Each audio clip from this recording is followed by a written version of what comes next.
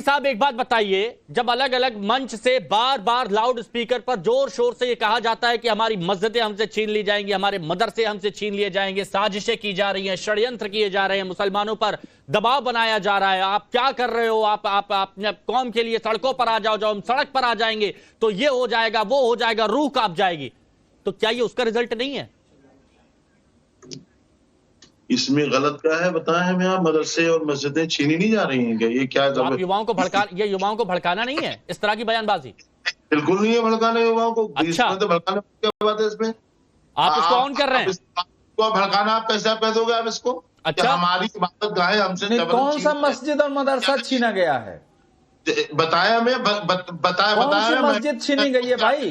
देखिए, एक तो पढ़ाई, सुनिए आज एक सच्चाई, अजहरी साहब एक सच्चाई से आपको अवगत कराता हूँ। नहीं सुनो, अजहरी साहब एक सच्चाई से अवगत कराता हूँ, बस ये सुन लीजिए। बैठ करके सीधा मुसलमानों को आप कोच रहे थे बैठे हुए शुरू में। अरे मैं आपको बयान भी सुनवा दूंगा, एक बयान आपको सुनवा देंगे। अरे आपको बयान सुनवा देंगे। तौकीर रजा से लेकर किस किस के बयान सुनने हैं आपको? गिरिराज सिंह याद नहीं आते आपको? अब एक पॉइंट सुनिए, एक पॉइंट सुनिए आपको? एक पॉइंट नवनीत राणा याद नहीं आता आपको? अच्छा, मुसलमानों की कोई बात अगर कर रहा है तो भाईजान है, वो भड़का रहा है, वो मतलब गलत है। नहीं भाई सुनो, मुझे एक बात बताइए,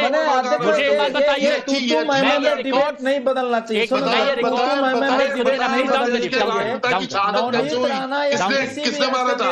अजहरी साहब सुनिए, मैं ये फैक्ट कितने अच्छा सुन लीजिए, मैं ये फैक्ट्स के हिसाब से बोल रहा हूँ, मेरी बात सुनिए, मैं ये फैक्ट के हिसाब से बोल रहा हूं। और अगर आप पढ़े लिखे हैं, आप भी पढ़े लिखे हैं, आपको ये बात समझ में आएगी, सुनिए, अरे सुन तो लीजिए कि जब तौकीर रजा और कई ऐसे मौलाना आते हैं कि आपकी मस्जिदें छीन ली जाएंगी, आपके मंदिर छीन लिए, आपके मदरसे छीन लिए जाएंगे, आपके कब्रिस्तान छीन लिए जाएंगे, क्या कर रहे हो मुसलमानों, युवाओं, सड़क पर इतनी भीड़ लगनी चाहिए कि हर जगह जाम हो जाए, ये हो जाए, वो हो जाए। तो ज्यादातर जो युवा जो पढ़े लिखे नहीं है, जो शिक्षित नहीं है, वो यही हरकत करते हैं। जी आप एक वरिष्ठ पत्रकार हैं देश के, आपको जो भी बात करनी चाहिए वो सोच समझ कर करनी चाहिए। कर रहा हूं मैं फैक्ट्स के हिसाब से कर रहा हूं।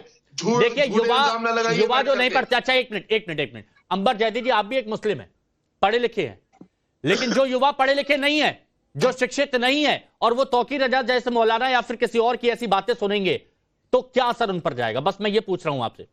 देखिए हिमांशु, बहुत अफसोस की बात है कि पत्रकारों को तो जिम्मेदार और हर एक नियम कानून के दायरे में रहना चाहिए और फॉलो भी करना चाहिए, लेकिन जो सो कॉल्ड नेता है, जो कौम के दीनी रहबर बनते हैं, वो हर दिन हर मंच से जनता को भड़काने की हर मुमकिन साजिश करते, कोशिश करते, खुलने भी चौड़े में करते। दायरा तय होना चाहिए, इनको थोड़ा कंट्रोल में कर लीजिए, थोड़ा दायरे में डाल दीजिए।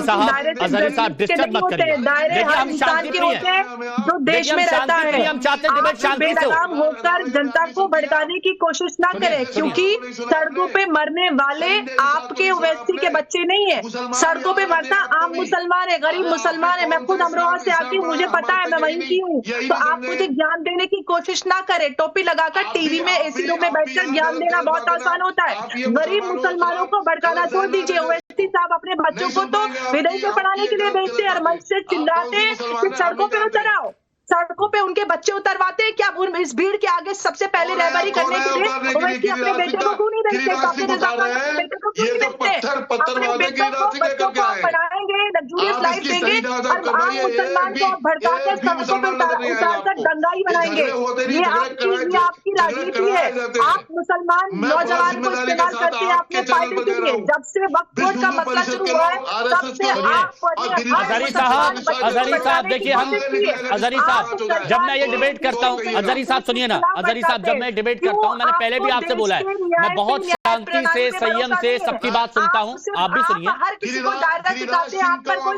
एक मिनट, नाजिम भाई, अजहरी साहब तो जवाब नहीं देंगे। देखिए आप बोलिए, लेकिन सामने वाले को सुनिए भी तो। नाजिम भाई बताइए, जब इस तरह की तकरीरें की जाती हैं तो उसके बाद माहौल बिगड़ता नहीं है, उसका रिजल्ट ये नहीं है? प्लीज बताइए। और पीस पार्टी के प्रवक्ता हैं आप, तो पीस की बात पहले और समझिए। हाँ हाँ देखिए हिमांशु भाई, आप बड़े ही सम्मानित पत्रकार हैं, मैं दिल से रेस्पेक्ट करता हूँ आपकी। देखिए आपकी जो डिबेटें होती है बड़ी सार्थक होती है, देश के अंदर बड़ा अच्छा मैसेज जाता है। लेकिन जिस तरीके से आपने मौलाना तौकीर रजा साहब के बारे में कहा, तो देखिए मैं ये कहता हूँ कि चाहे मौलाना तौकीर रजा साहब हो, चाहे नवनीत राणे हो, जो भी अगर देश के अंदर इस तरीके के हेड स्पीच फैलाते हैं, जो देश के युवाओं को बरगलाने की कोशिश करते हैं, तो उसके लिए केंद्र सरकार को उनके ऊपर सख्त से सख्त कार्रवाई करनी चाहिए। और देखिए बड़ा खूबसूरत है सर,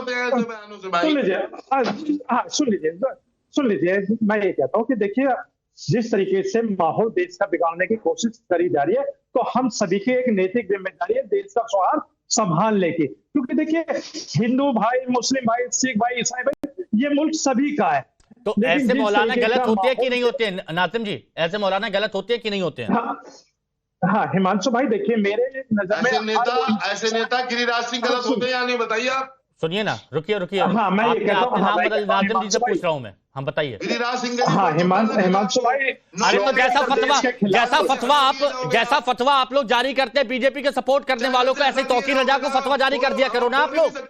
तौकीर रजा जैसे लोगों को फतवा जारी किया करो। जालिम को जालिम कहने का आपको कहने की हिम्मत नहीं है। आप सिर्फ अरे पॉइंट बात देखिए, मैं मुद्दे की बात पे आ रहा हूँ। ये सुबह जब शांति से सर्वे पूरा करना है, वहां पर पत्थर लेकर पहले से खड़े हैं, वहां पर तमंचे लेकर, बंदूकें लेकर खड़े हैं, तो यह तैयारी पहले की नहीं थी नाजिम भाई? गिरिराज सिंह हो या कोई, किसने किसने हिंसा करवाई है, किसने आग लगवाई? हिमांशु भाई देखिए, आ रहा हूं अवधेश जी।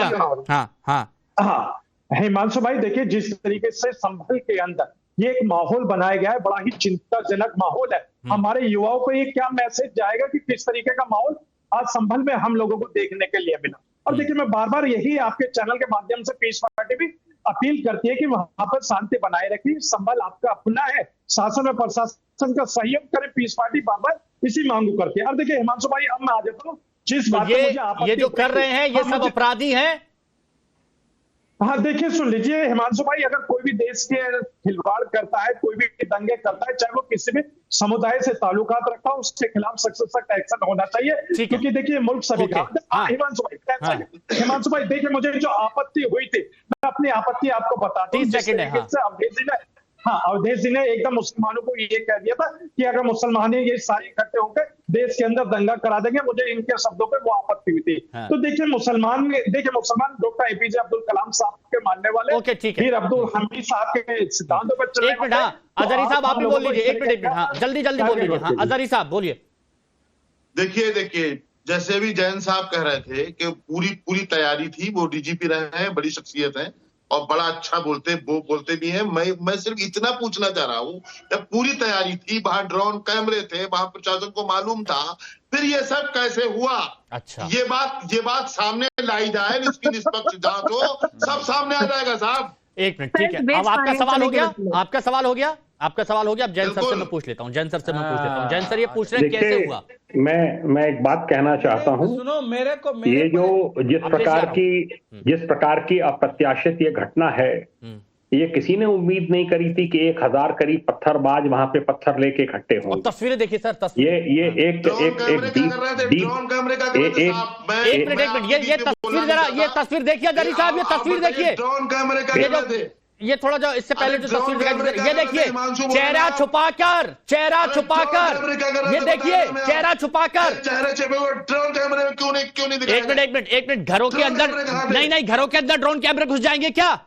घरों के अंदर घुसेंगे ड्रोन कैमरे? अरे कहिए ना, सरकार का फेलियर है। अरे डिफेंड कर रहे हैं आप, शर्म कीजिए। अभी तक डिफेंड कर रहे हैं, एक मिनट।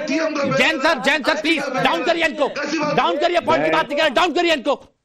जैन सर मेरे को एक बात बताइए प्लीज, जैन सर प्लीज एक बात बताइए। मैं केवल इतना कहना चाहूंगा कि मैं प्रशासन को बधाई देना चाहूंगा कि उन्होंने ये जो दंगा एक यहाँ पे भड़काने की पूरी साजिश थी, उसको टाइमली उसको कंट्रोल कर लिया। उसमें से कई जो दंगाई हैं गिरफ्तार हो गए हैं और डीजीपी ने ऑर्डर्स दिए हैं सबको, एनएसए में इन सबको निरुद्ध करने के, कड़ी कार्रवाई ऐसे पुलिस के बारे में समझिए। अवधेश जी, इस पे लास्ट रिएक्शन आपका चाहूंगा कि पुलिस अगर कार्रवाई करे तो कहते हैं टारगेट किया जा रहा है। अवधेश जी बुलाइए। अगर पुलिस कार्रवाई करे तो कहे कि टारगेट किया जा रहा है, और पुलिस नहीं करे तो बोलते हैं कि पुलिस प्रशासन फेल हो गया। नहीं, सबसे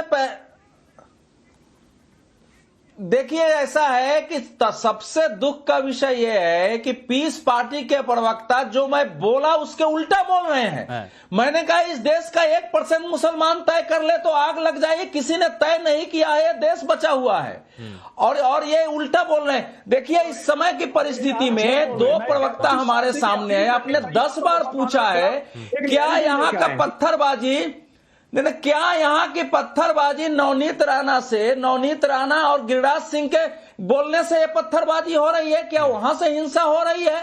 पुलिस ने अपनी भूमिका निभाई है, लेकिन अगर समाज के 10,000 लोगों को भड़का दिया जाएगा कि तुम्हारे दीन और इस्लाम का विषय है और टीवी पर बैठ के कह रहे हैं कि मस्जिदें छीन ली जाएंगी, कोई मस्जिद कभी छीनी नहीं गई है और ये बात तय है, ये बात तय है। ये सुनिए लास्ट में नाजिम भाई और जो चले गए अजहरी जी, ये बात उनको समझनी होगी और सुन लें ये बात कान खोलकर कि जो मौलाना इस तरह की तकरीरें करते हैं, भड़काऊ भाषण करते हैं और उनके बाद ये लोग जो आते हैं कि हाथ में पत्थर, चेहरे पर नकाब, पुलिस प्रशासन सबका करेगी हिसाब।